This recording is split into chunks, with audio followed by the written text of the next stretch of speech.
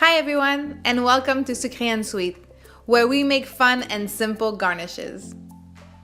Chances are, if you like food garnishes, you've seen the apple swan carved and displayed in many different ways. Today I am making a super simple apple swan cocktail garnish.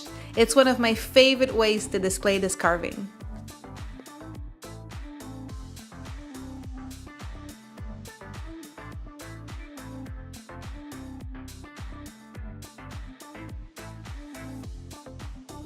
Here I am cutting the general shape of the swan's head and neck.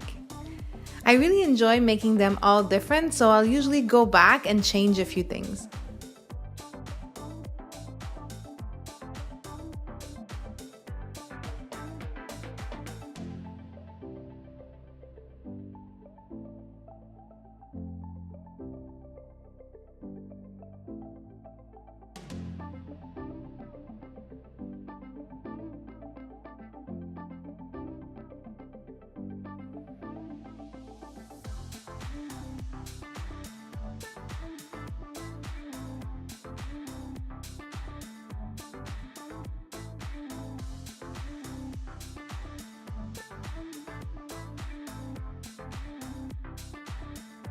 Wow, I really should have sharpened my knife before this video.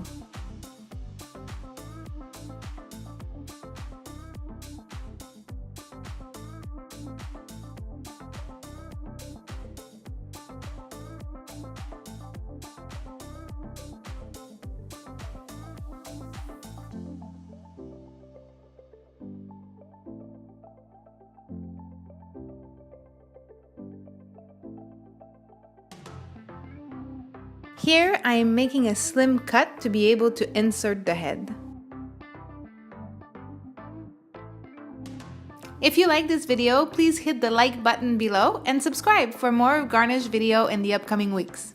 Thank you for watching, and I will see you next time.